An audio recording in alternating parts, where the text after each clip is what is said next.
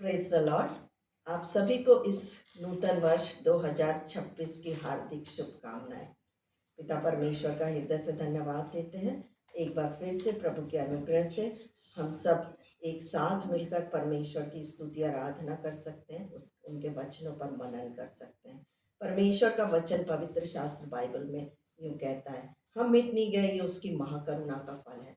प्रति भोर को उसकी करुणा हम पर नहीं होती है।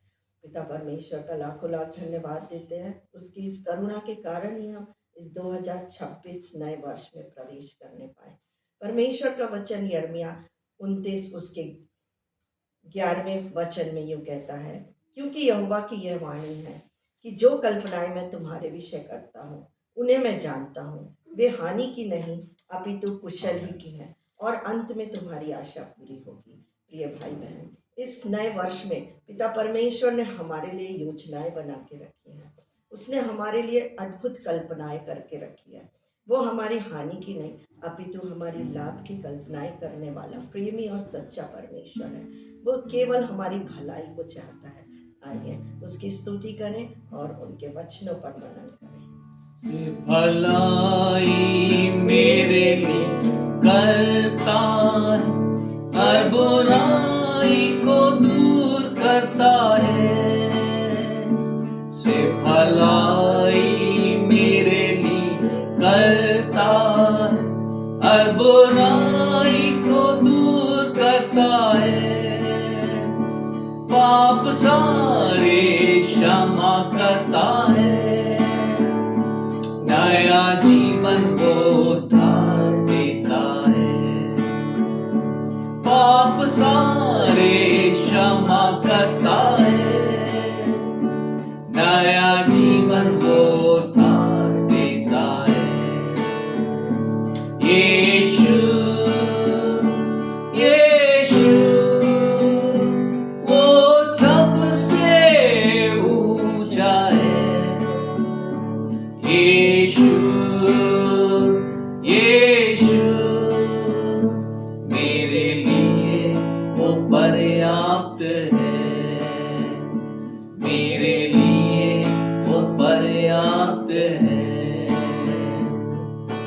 अंधकार से घिर जाए तो उजियारा बन आता है। रोगी हो जाए तो हमें चंगाई देता है। अंधकार से घिर जाए तो उजियारा बन आता है। रोगी हो जाए तो हमें चंगाई देता है। इसके कर्मों में आशीषों से, उसके भावनों में नित्य आशीषों से हमें भरता वो सदा सर्वदा। हमें भरता वो सदा सर्वदा। यीशु यीशु वो सबसे ऊंचा है। यीशु यीशु मेरे लिए वो पर्याप्त है, मेरे लिए वो पर्याप्त है, मेरे लिए वो पर्याप्त है। हालेलुया। हम परमेश्वर का धन्यवाद करते हैं। एक और समय उसने दिया कि आपके साथ मिलकर के हम परमेश्वर की आराधना करें और उसके वचनों को हम बांटें। हम इस नए वर्ष के लिए परमेश्वर का धन्यवाद करते हैं कि उसने हमें एक नए वर्ष में लेकर के आया और अपनी आशीषों से हमें भरा। आज के मनन के लिए हम देखेंगे यूहन्ना रचित सुसमाचार उसका 8वां अध्याय पहली पद से लेकर के 11वीं पद तक। परंतु यीशु जैतून के पहाड़ पर गया और भोर को फिर मंदिर में आया और सब लोग उसके पास आए और वह बैठकर उन्हें उपदेश देने लगा। तब शास्त्री और फरीसी एक स्त्री को लाए जो व्यभिचार में पकड़ी गई थी, और उसको बीच में खड़ी करके यीशु से कहा, हाँ हे गुरु, यह स्त्री व्यभिचार करते ही पकड़ी गई है। हाँ व्यवस्था में मूसा ने हमें आज्ञा दी है कि ऐसी स्त्रियों को पथरवाह करें। सो तू इस स्त्री के विषय में क्या कहता है? उन्होंने उसको परखने के लिए यह बात कही, ताकि उस पर दोष लगाने के लिए कोई बात पाए। परंतु यीशु झुककर उंगली से भूमि पर लिखने लगा। हाँ। जब वे उससे पूछते ही रहे, तो उसने सीधे होकर उनसे कहा कि तुम में जो निष्पाप हो वही पहले उसको पत्थर मारे। हाँ। और फिर झुककर भूमि पर उंगली से लिखने लगा। परंतु वे यह सुनकर बड़ों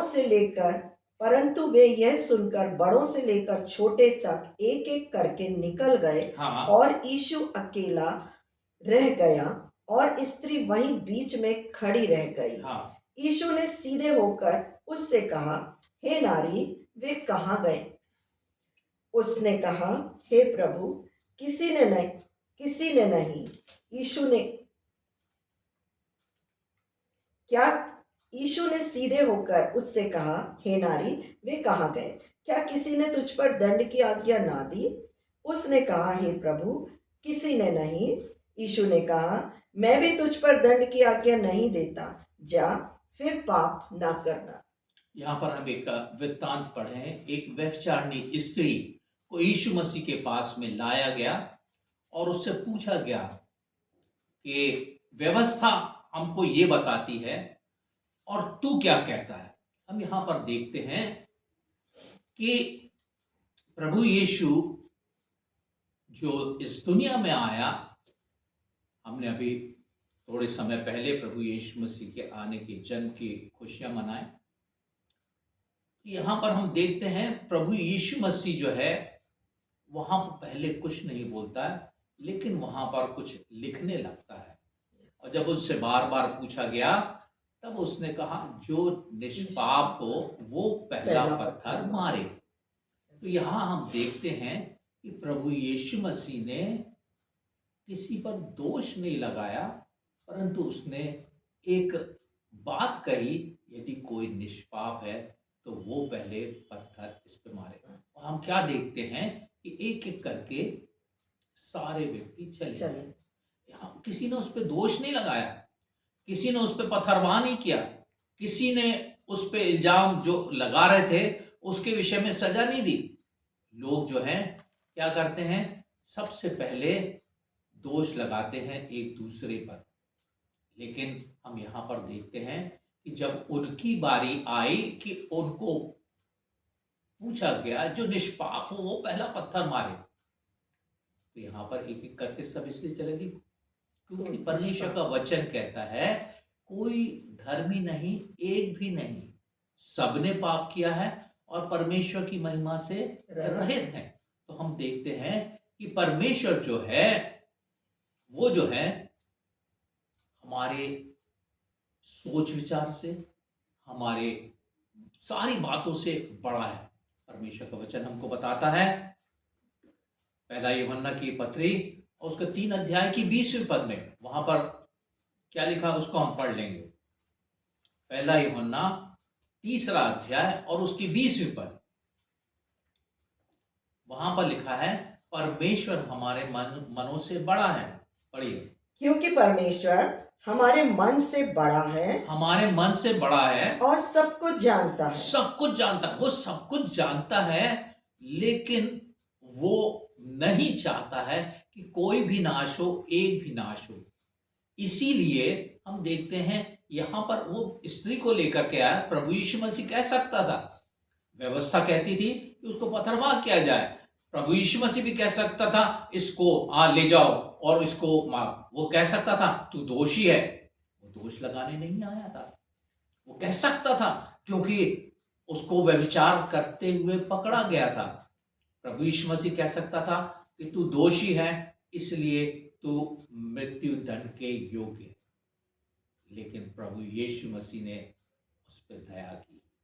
हम देखते हैं प्रभु यीशु मसीह इसलिए नहीं आया कि वो दंड की आज्ञा दे। परमेश्वर का वचन हमको बताता है कि वो जो है दंड देने के लिए नहीं आया।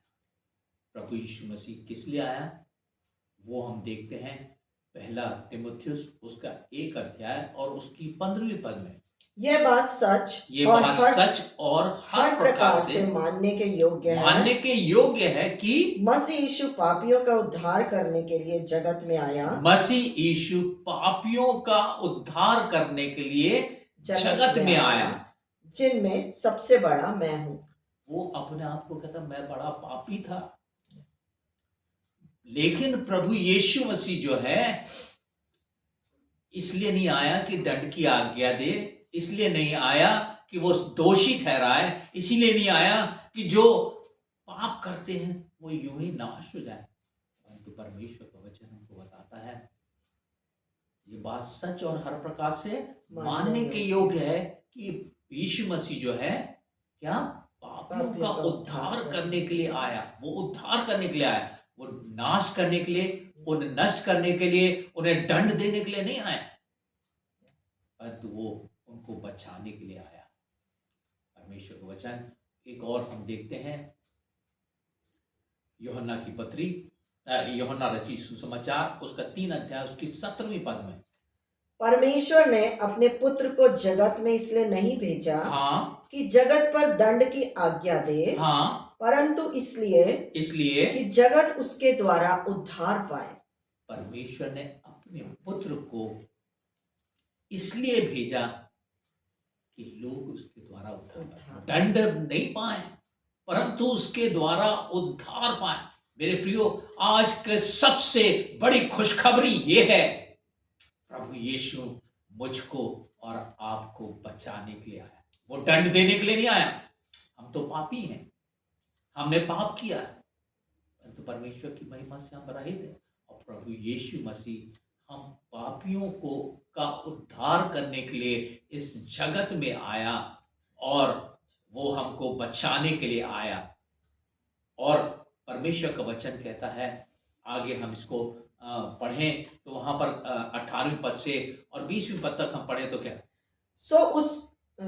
जो उस पर विश्वास करता है, जो उस पर विश्वास करता है उस पर दंड की आज्ञा नहीं होती। उस पर दंड की आज्ञा। तो यहाँ पर सबसे महत्वपूर्ण बात है, यदि दंड से बचना है तो प्रभु यीशु मसीह पर विश्वास करना होगा, तो हम दंड से बच जाएंगे, हमारा उद्धार हो जाएगा। आगे, परंतु जो उस पर विश्वास नहीं करता, वह दोषी ठहर चुका। यानी जो उस पर विश्वास नहीं करेगा उसको दंड मिलना आवश्यक है। आगे, इसलिए कि उसने परमेश्वर के इकलौते पुत्र के नाम पर विश्वास नहीं किया, इसीलिए वो दंड के योग्य ठहरा। और दंड की आज्ञा का कारण यह है कि ज्योति जगत में आई है और मनुष्यों ने अंधकार को ज्योति से अधिक प्रिय जाना क्योंकि उनके काम बुरे थे। हमारे काम बुरे होने के कारण से हम क्या, वो हम ज्योति को नहीं पसंद करते कि हमारे पाप प्रकट हों, परंतु हम क्या चाहते हैं कि हम उस ज्योति से दूर होके अंधकार में ही रहें। लेकिन मेरे प्रियो, खुशखबरी है, प्रभु यीशु मसीह आया हमको दंड देने के लिए नहीं, परंतु हमको उद्धार देने के लिए आया। परमेश्वर का वचन इसी 3 अध्याय की 16वीं पद में हमको कहता है, क्योंकि परमेश्वर ने जगत से ऐसा प्रेम किया कि उसने अपना इकलौता पुत्र दे दिया, ताकि जो कोई उस पर विश्वास करे, जो कोई मतलब हर कोई उस पर विश्वास कर सकता है, विश्वास करे, वो नाश न हो परंतु अनंत जीवन पाए। हमारे उद्धार, हमारे को अनंत जीवन देने के लिए प्रभु यीशु मसीह आया। आप उस पर विश्वास करेंगे तो आप भी उद्धार पा करके और परमेश्वर के अनंत जीवन को प्राप्त करेंगे। परमेश्वर इन वचनों के द्वारा आपको आशीषित करे। धन्यवाद के साथ में पिता परमेश्वर, हम सबों को तेरे सन्मुख रखते हैं, अपनी दया हर एक के ऊपर दिखा, ताकि हर एक विश्वास करके अनंत जीवन का भागी हो जाए, उद्धार का भागी हो जाए। यीशु के नाम से मांगते हैं। आमीन। परमेश्वर इन वचनों के द्वारा आपको आशीष